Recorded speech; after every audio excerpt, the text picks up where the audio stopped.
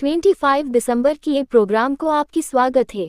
आज इस प्रोग्राम में हम आपको जो कविता सुनाएंगे उसकी लेखक है हम सबकी जाने माने पोएट अनादि प्रधान जी ने, जो उड़ीसा प्रदेश की निवासी है, इसलिए हम उसका आभारी है। आइए इस मन देह लेने वाली कविता की आनंद लीजिए।